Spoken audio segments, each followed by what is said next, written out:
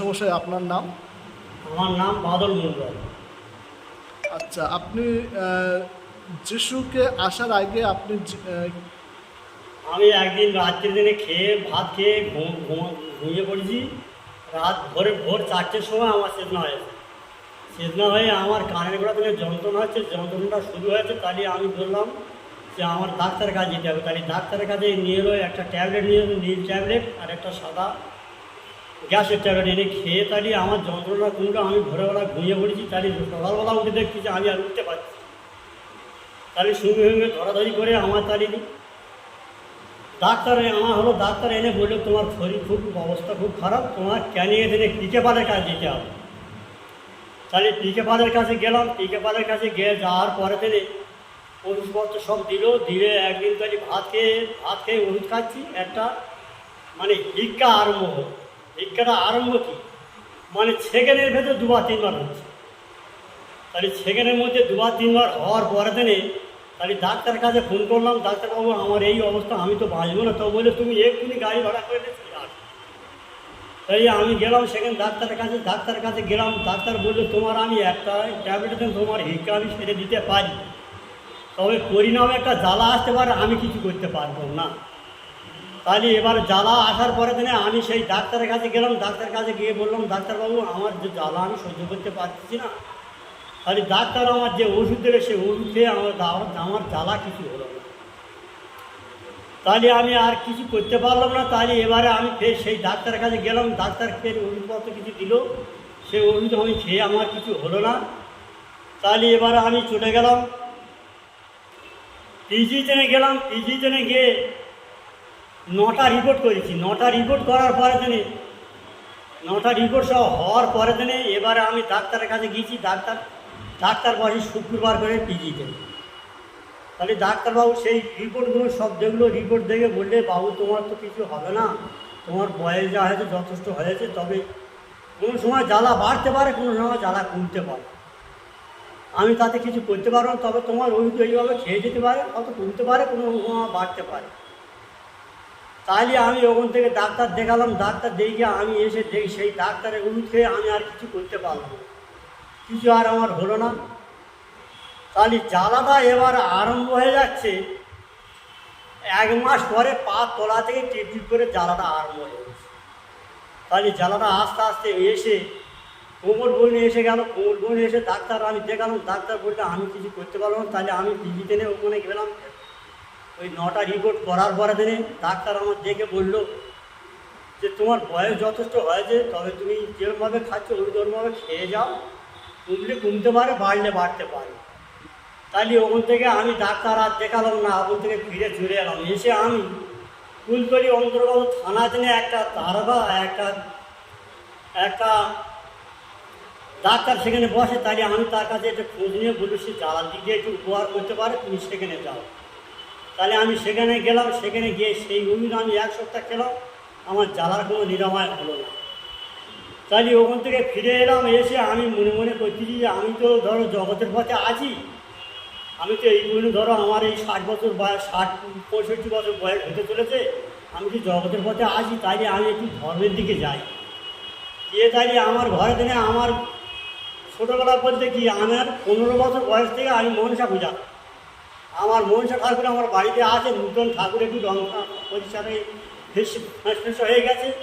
তাহলে সেই ঠাকুর আমি প্রতিষ্ঠা করলাম। শুনি প্রতিষ্ঠা করে আমি কিন্তু সেই ঠাকুরই কিন্তু আমি সকালবেলা উঠি, ভোরবেলা উঠে আমি আগে ধান প্রসার করি, তারপর আমি যেখানে যাই সেখানে চলে যাই। এরকম করে আমি কিন্তু সেই ঠাকুর দেবতা সব কিছু দেখলাম। আমার হরিবাসর আমার বাড়ির পাশে আছে, সেখানে আমি মানত করলাম। আমার পাশে থেকে দুর্গা ঠাকুর, বিরাট দুর্গা ঠাকুর ওঠে ফুলতলি অন্তর্গত নিজের জায়গায়, সেখানে আমি থাকি। তাই সেখানে সব কিছু করলাম আমি ঠাকুরে, আমি সব কিছু মানত টানত করে আমি সেখানে গন্ডি করছি, সব কিছু পারলাম, কেটে আমার জগতের পথে কিছু হলো না। তাইলে আমি একদিন আমার চংসরখানে মানে ভোটার হাতের কাছে মানে জয়নগর থানার কাছে ওখানে আমার জামার বাড়ি, ওখানে গেলাম। একটা কবিরাজ, তার হচ্ছে বাড়ি হচ্ছে বাড়িপুরি। সেই কবিরাজ সেই আমার জামার বাড়িতে এলো। জামার বাড়ি বা আসার পরে দিনে বললো যে তোমার 6,000 টাকা ওষুধ লাগবে মাসে দিনে। আমি বললাম 6,000 টাকা কেন, তুমি 8,000 টাকা চাইলে আমি দেবো, তবে আমার অসুখ আমার জ্বালাটা নিরাময় করতে হবে। তাহলে 1 সপ্তাহ ওষুধ খেলাম, ওষুধ খেয়ে দেখতে পাচ্ছি আমি শরীর যা আমার অবস্থা হয়েছে, আমি উঠে বসতে পারি না, হাঁটতে পারি না। তাহলে আমার জ্বালা কিন্তু কমতেছে না। আমি তখন আমি বললাম যে আমার আর 1 সপ্তাহ ওষুধ আমার দেওয়া হোক। তাহলে 1 মাসের ওষুধ আমার দিল। ওষুধ খেয়ে আমি আর আমার সে ওষুধ খেয়ে ওষুধ এবার নিয়ে এসে আমি পালেচরে অন্তর্গত ফুলতলি থানার কাছে দিনে আমার জামার বাড়িতে এলাম। জামার বাড়িতে আসার পরে দিনে ওখানে একটি ছেলে, সে ওই তার ঘটনা খুব খারাপ ছিল, সে যিশুর জন্য এসে তার নিরাময় হয়েছে। উনি আমার সহযোগিতা করিয়া আমার ওখানে, তাহলে আমি মঙ্গলবার এলাম। মঙ্গলবার দিন থেকে আমার প্রার্থনা করে আমার ঘুম হয়, জ্বালাটা আমার কম। তাহলে আমি শনিবার মঙ্গলবার থেকে রবিবার পর্যন্ত থাকলাম, থেকে আমি তাই যিশু টেনে এলাম। যিশু টেনে এসে আমি তাই প্রার্থনা যাই আসি, কিন্তু আমার জ্বালাটা আস্তে আস্তে আমার যিশু থেকে আমার ঈশ্বর আমার দিকে চেয়ে দেখেছে। ঈশ্বর আমার সব কিছু আমার ঈশ্বর আমার করেছে। আমি জগতের পর থেকে সরিয়েছি, ঈশ্বর আমার বেশ বাঁচিয়েছে। সেখান থেকে আমি ঈশ্বরে ডেকে যাচ্ছি, ঈশ্বরের নাম নিয়ে যাচ্ছি সবসময়। তবে আমি কোনো লেখাপড়া কিছু জানি না।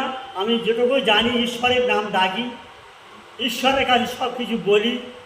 আমার একদিন জ্বালাটা বাড়লো, জ্বালা বাড়ার পরে দিনে আমি বললাম যে ঈশ্বর, আমি তো তোমার হতে বেঁচেছি আর তোমার হাতে আমি উঠেছি, আর তুমি যদি আমায় তুমি মারো, তোমার হাতে তুমি মারো, আর তুমি বাঁচাও তো তুমি আমার বাঁচাও। তাই আমি যিশুর বললাম যে যিশু, তুমি যদি আমায় বাঁচাও, আর তুমি মারো, আমায় মারো, তবে আমি তোমার কাছ থেকে আর আমি জগতের মধ্যে আর যাবো না জীবনে, এই জন্য আমার শেষ। তবে তুমি আমায় বাঁচাও, আর তুমি মারো, আমায় মারো। এই জন্য আমি এই যিশুর কাছে আসি। আমার শরীরে এখন সুস্থ আছি, আমি ভালো আছি, আমি কাজকর্ম করে খেতে পারছি, আমি লোকজনের বাড়ি যেতে পারতেছি, আমি কর্ম করতে পারতেছি। এখন আমি সুস্থ আছি, ভালোভাবে চলে বেড়াচ্ছি, আমি সমস্ত জায়গায় ঘুরে বেড়াচ্ছি। আমি তবে কোনো সময় রবিবার দিন আমি এই যিশুর পথে দিন আমি ট্রেন করি না। তবে দৈব বিড়ম্বনায় এবারে একদিন আমি আসতে পারিনি, তবে এসে আমি পথের ধারে ছিলাম, কিন্তু আমি আসতে পারিনি। এই জন্য আমার শেষ কথা, আমার যিশু আমায় ভালো রেখেছে, ঈশ্বর আমার ভালো রেখেছে, প্রভু আমার ভালো রেখেছে, এই আমার শেষ।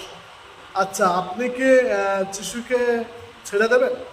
না, যিশুকে আমি জীবনে, যিশু যদি আমায় বাঁচাবে, আর যিশু আমার ন্যায় আমার নেবে। আমি আর যিশুর হাত থেকে কোথায় যাব? এই বাকি জীবনটা আমি যিশুর হাতে দেব। Amen, amen. আচ্ছা, বাকি জীবনটা যিশুর হাতে সঁপে দেব। আমেন। আচ্ছা, আপনি কি যিশুর সঙ্গে চলতে চান? আমি একদম জীবনভর চলব।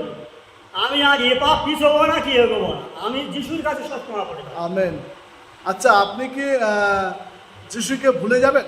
না, আমি মরে যা আগের জন্য আমি যিশুর কথা বলবো না। আমি সবসময় যিশুর কথা সবসময় মনে, আমি পথে গাড়ি যেখানে চলি না কেন আমি যিশুর নাম করে ভেঙে পড়ি। আমি অন্য কিছু আমি কোনো পথে যাই। আমেন। ধন্যবাদ।